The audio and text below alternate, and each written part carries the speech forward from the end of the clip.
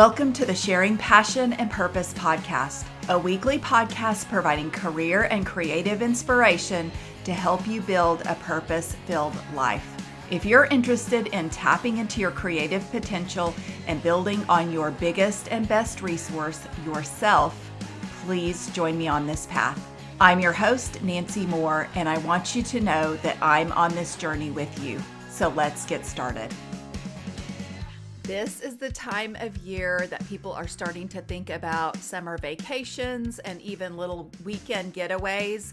And so I want to introduce you to a person. Her name is Jamie Sinton, and she is one of the sisters who runs Broken Bow Travel Sisters. So she does this with her sister, Lindsay, and they actually came up with this concept of promoting Broken Bow in 2013 after visiting Broken Bow and seeing the beauty of the area.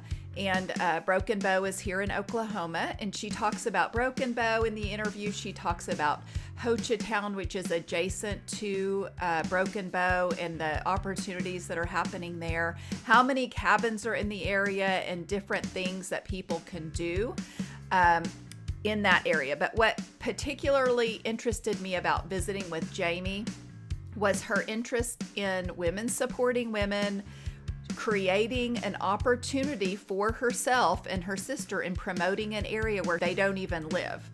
I thought that was kind of fascinating. And so now what that has turned into for her, because it's kind of turned into some social media opportunities, helping other people with their social media, and then just the importance of networking. So enjoy this visit with Jamie. I think she's got a lot of great things to share.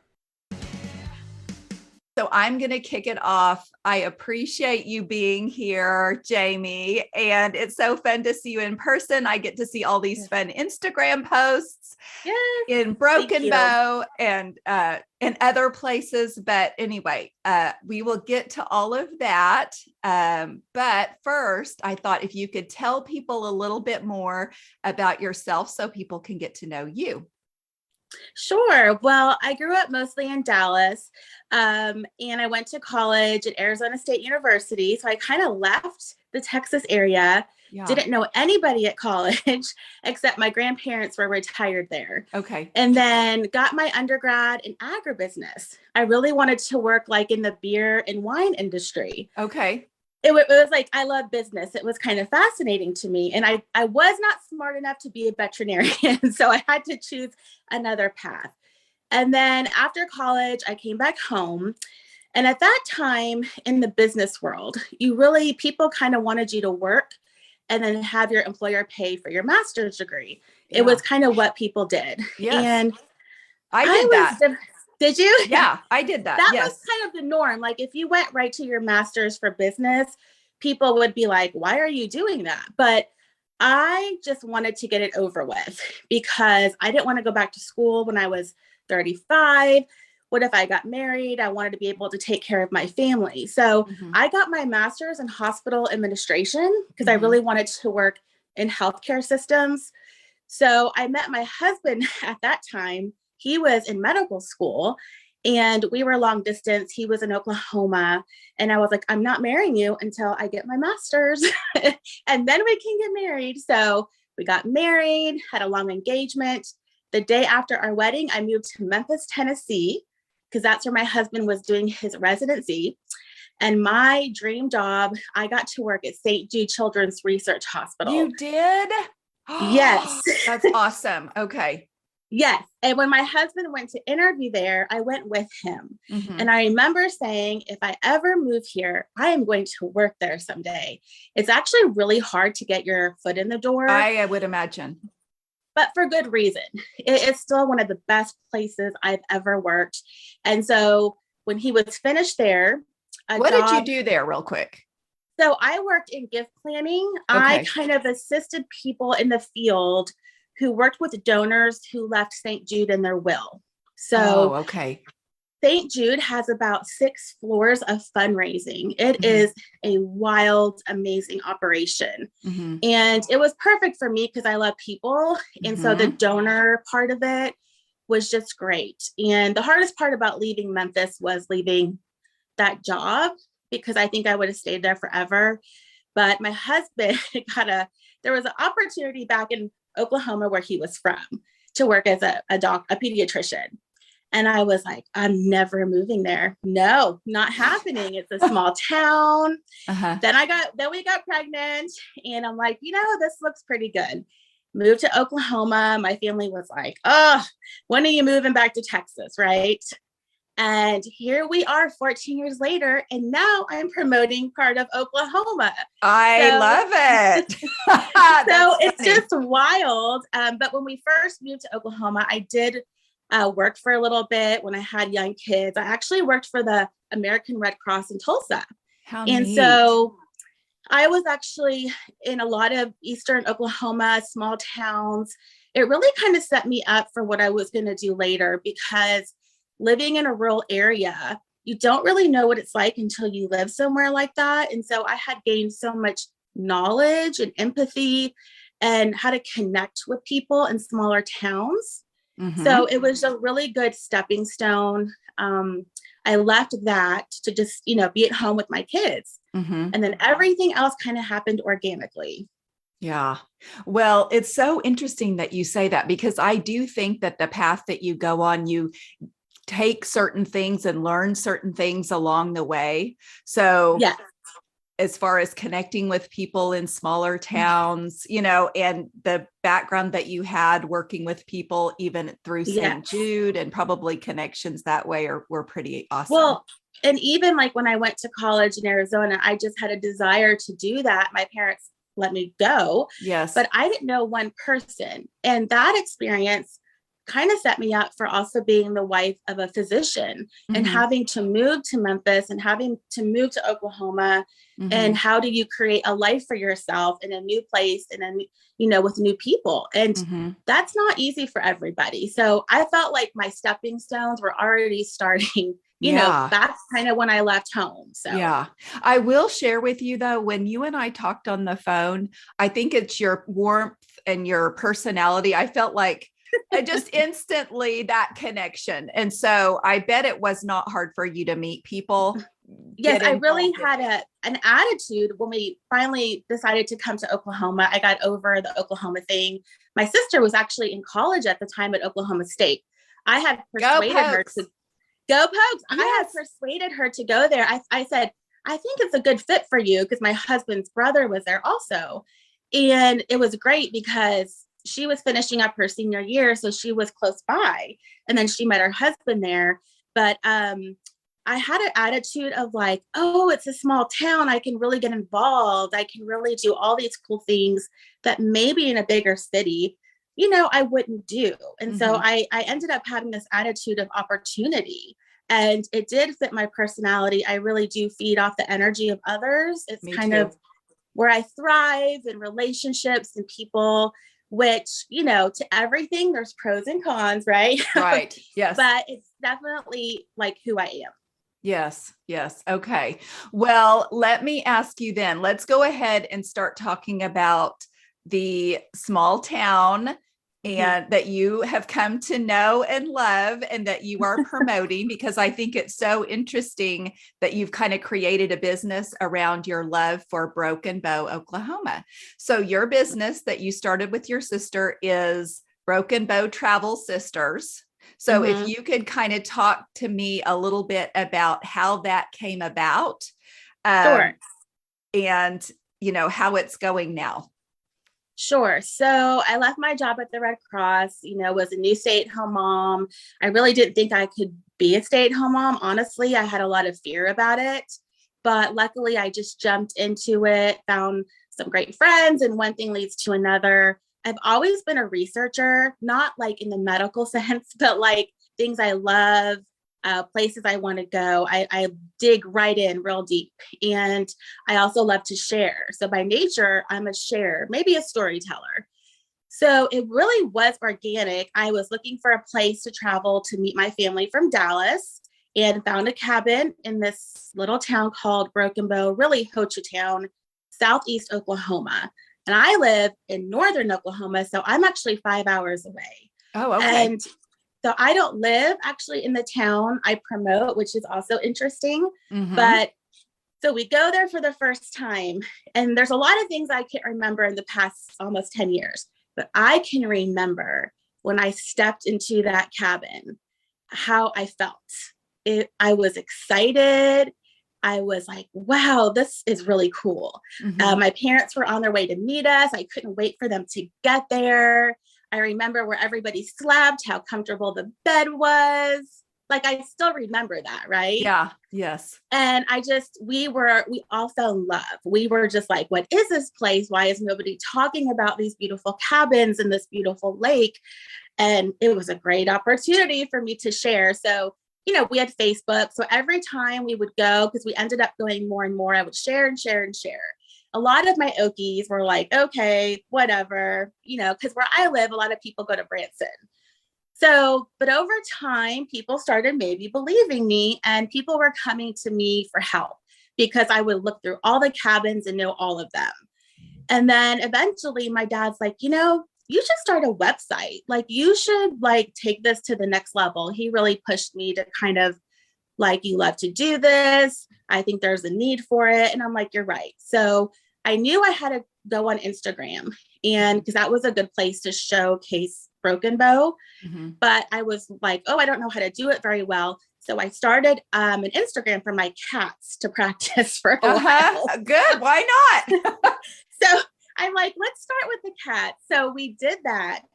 And it really did happen organically. I didn't even go into it. Like, some things in life, you go very intentional and you're like, I'm going to do this and this. This was just so organic. One thing led to another. The more I started to share on Instagram to gain followers, I had a passion, because I realized in rural Oklahoma, people didn't have the money to travel. Mm-hmm. They couldn't always go to Disney and places like that. And I'm like, Broken Bow is perfect. They can go with family and friends. They can drive, they can split the cost, but be in nature. And that made me so happy. So that's a lot of where my passion was, as just like it's a hidden gem also. Yes. And so we gained followers, and every cabin coming out was just so beautiful. And I love homes. I'm like, how can we show off these great cabins? They deserve to be showed off. So because I love people, I would create relationships with cabin owners. They would trust us. And there was a need for us to come showcase them through social media, stay for the weekend, show them in our stories and video, mm-hmm. and to influence people to come stay. Mm-hmm. So it was a perfect timing of Broken Bow was growing. Mm-hmm. There was a need for us, a need for help, a need to promote the area too. Mm-hmm. And it just kind of grew from there. And my sister and I both have different strengths. And so we use those in our Broken Bow travel stuff. Yeah, that's awesome. That's well said. And you do want to play to your strengths. Yes. And so we see, you all and different people who are enjoying these cabins. And I will say this opportunity is so good for retreats, corporate retreats, for family, for, meetups and that kind of thing, because I'm trying to remember now what the saying is off the top of my head, but money spent in travel is money well spent, because, so going to a place and being able to create these memories and kind of unplug from life and have it be, mm-hmm. A place where people can go, I think is amazing.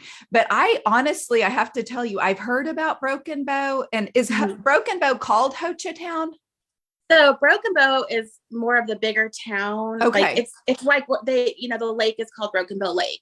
Okay. And so people always called it Broken Bow. So there's a town of Broken Bow, but just north of Broken Bow is a little bitty town called Hochatown. Oh, and that's really where the cabins and the tourist place is. Okay. I think back then it was just easier to say Broken Bow because it was on the map. Now, what happened last year, Hochatown finally won the battle to break away from Broken Bow, and they're becoming their own city. It's a big deal. Hochatown was a good mixture of some little bit of luxury and then some of Oklahoma in nature. Mm-hmm. And it was just a perfect combination. So COVID made us definitely explode so much faster. And it's been kind of a wild ride. So, Wow. That timing, it's interesting when the timing is so right. And you're saying timing. how it happened organically, the growth Mhm. of this, but I Yeah. feel like this was kind of meant to be. This was the path, that was opening up for you, and you were actually seeing it happen and writing Yes. that because, you're building and creating what you're Yes. interested in doing. And one thing that I really liked when we talked before is you talked about your interest in finding the right place for people. And you Mhm. are so knowledgeable about that area. So if you could kind of talk about your role in Mhm. helping people and Sure. options maybe that they could kind of look into, or what's available in that area. Sure. So the biggest two things that we do are helping cabin owners, but the other side is helping people come to Broken Bow. Yes. So because we have over 1,600 and growing luxury cabins, people, 1,600. Mhm. Wow. Yes. Okay. And honestly, your response is very typical for most of my Oklahomans. They really I talk to people in Tulsa all the time who just don't know. And it's kind of always like, what? But then it makes me excited because I love helping my first timers because I know they're going to love it. Basically, we have a cabin request form on our website. Okay. Somebody can tell me their dates and exactly what they need because they get very overwhelmed. They're like, there's so many cabins. I don't know which one to pick. You can go through VRBO or management sites. And so there really was a need to help people and to navigate their experience. Why not make it better? Right. And I'm in cabins every day. Mm-hmm. So let me take my knowledge. And I know so many owners also. A lot of people think you can stay on the lake and you cannot. It's very protected, but it's also why it's the most beautiful lake in Oklahoma because all you see are rolling green hills. You don't see docks and riffraff and all that kind of stuff. But you can have cabins like with a view on a creek. So we provide that service to help people, pick the perfect cabin for what they're needing because every visit can be different. One could be a family. Maybe you're going for a couple, a romantic getaway. And so that is a service that we provide. But if something is really full there, because we book up so much, I will help them go other places. Like we have Carlton Landing south of Tulsa, my number 2 hidden gem of Oklahoma. I mean, there's other areas that I will direct them to because I'm very passionate also just about, you don't have to go to all the big places to have a great time. Yeah. So much joy can be found in just going a lot of other places that are not too far. Yeah. Yeah. I can tell your true heart for helping people, and you probably spend a considerable amount of time, but on your end, I don't know if that is not as fun for you or if you still love doing it. You were talking about loving the research and that kind of thing. Mm-hmm. Do you love that part of it and connecting people? Yes, I always tell people I'm a people connector. Yeah. And so I really love that truly because now I have cabin owners who are looking to invest in other places. And so I will tell them to go to Carlton Landing, even though it's not as good as an investment as Hochatown. But I am such a people connector where I will link people up to each other. Oklahoma is like a big, small town, the whole state. Yes. And so I find that I'll connect people. Oh, I know this person or that person. I love that. I just love to do that. And I also love just having people look here. There's things right in front of you that you're not even seeing. Yes. And, there's things in your own state that you're not even enjoying and you're not doing that are just as amazing. Like last year, my girlfriends and I have a new tradition of leaving for Mother's Day. We're gone. Bye-bye. See you later. And our husbands love it because they don't have that pressure. Yes. And then we come back so happy. You don't have to go to Napa or somewhere super fancy or far. It could just be somewhere in your own state and have the best time. Yeah. I love that. My girlfriends and I do that same thing. There's one Yeah. person who kind of hosts a whole afternoon poolside with I love drinks. that. And oh my gosh. And the moms just love to be together. And it's just the best. It's the best. Yes. That's so funny. Well, speaking of connections, you have connected me, quite honestly, with several people who I didn't know here in Oklahoma. And most of them, I think, are women. But I wanted to talk to you about the concept of women supporting women, because I love doing that. And I think you love to do that as well. And so I was going to kind of get your take on that, what you think that involves or why it's important to do that. Yeah. I'll be very honest with you. I know that we see lots of things on Instagram that are like, oh, women support women and you have each other's back.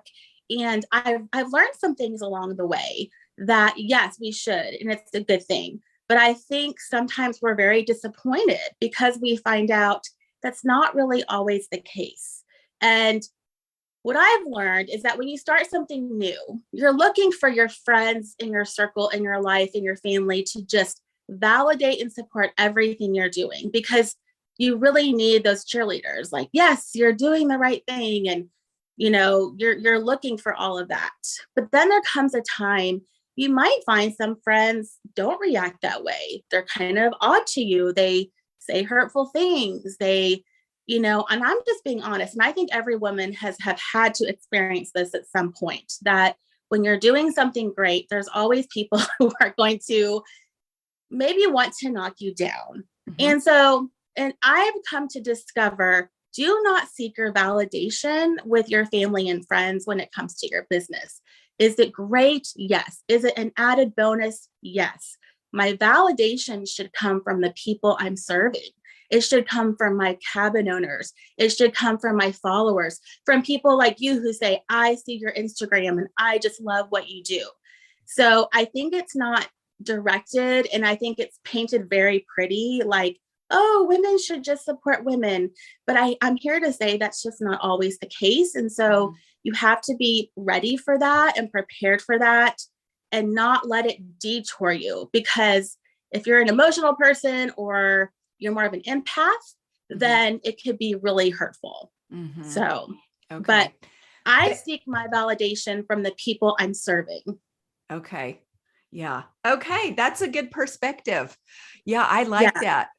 Don't give your friends and family, don't make them responsible for holding that much power or holding that much, like, that's a lot, right? Because all of us have things in our life. We have kids, we have our own struggles. So the people that are closest to you, your relationships are different. And it's hard to put so much expectation on them. They're not going to be excited about every little thing you do, because I get excited about too many things. And so that's where I can share that over on Broken Bow Travel and leave my friends for my friends. If we talk about business, great. If we don't, it's okay. But I think women tend to think everybody is going to be there for them and excited. And it's just not the case, honestly. Right. Okay. I know that's like a downer, but no, I appreciate your commentary on that. And it's interesting. You have a little bit different perspective than I do, because I lean into probably too much to what my family and close friends think. And I like that perspective of kind of more looking at more what people in the business who you're catering to think. And right, because we have to remember our family and friends see us differently. They've known us longer. A lot of people want you to be who you were 10 years ago. By nature, people just have a hard time with some things. And I think that I can't expect my friends to understand how I feel about cabins like my cabin people. Like, they may think, okay, we know you like cabins, girl, but you like take it up 50 notches. So for me to expect them to give me the right feedback, I'm going to the wrong place for the right feedback. It's just not, it doesn't really, if you think about it, it's not really, I think, always a super healthy thing. And that's just what I've learned from myself, because I tend to be an empath. And so I have to have boundaries. Everything is boundaries. Honestly, in life, everything is boundaries. So I want my friends to just be my friends sometimes, and my family to just be my family. They want to come along for the ride. You're welcome to come. We can share over lunch. We can talk about it sometimes. But if I'm not serving my community well, and I'm not seeing positive strides there, then I'm not doing something right. So you only have so much time. You need to make sure you're spending it in the right places. Yeah. Yeah, that's exactly right. Time is. We actually do not need validation from friends and family. I can do what I love to do, regardless whether they validate me or not, honestly. Yeah. I needed to hear from you today, Jamie, on that. Good. Yeah. So just remember that, because it's very muddy water. Let me tell you. Yes. I hate to say that, but yes. I've had some friends say some pretty passive aggressive, unfortunate things to me, because they're like, oh, I mean, they probably never thought that a silly cabin thing would turn out to be a great thing. And some people have a hard time with that. Yeah. Yeah. Okay. It doesn't mean they're not good friends. It just means that sometimes in their own life, they're struggling, and it's just, they put it on you. But that can really mentally kind of make you down. So I've come a long way of just, sometimes I don't even talk about what I do. I just, unless somebody asks me, I just don't even bring it up. Yeah. Okay. Good to know. And probably a good tip to keep. It's a good tip. Yeah, I promise it'll work. Yeah. Yeah. Well, I have one last question in wrapping up, and that is, what are you passionate about right now? Oh, too many things. I love that. Too many. I have a problem with being passionate about too many things. Right now, that's a good thing, Jamie. I think that's a good thing. I think that makes life great.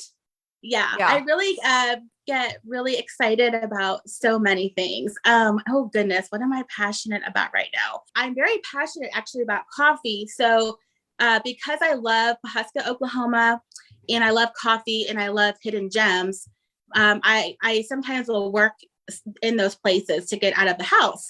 And it led me to reconnect with a previous coworker who's now a professor in Tulsa. And so she actually teaches social media. So she asked me to come speak, but it's just a good example of really how leaving things open and connecting with people and really putting yourself out there in that way can open so many doors. And I know people say that like it sounds kind of cheesy, but it's actually very true. I find that a lot of people don't open themselves up to that, just going to that place, or because I love this place, I go there and then I meet somebody who I knew, and then that opens up 4 other doors. And so, I mean, for me, that's been a great thing. Yeah. I feel like you're one who keeps your eyes open for different opportunities. And if there's not one, you create one. Yeah. I mean, I always have my eyes open for sure. Yeah. And then I have to tell everybody about it, which I'm sure people are like, okay, we get it. Like, no, we get it. I think as you know, there are people, a group who wants to hear about it and wants to know about it. So anyway, yes.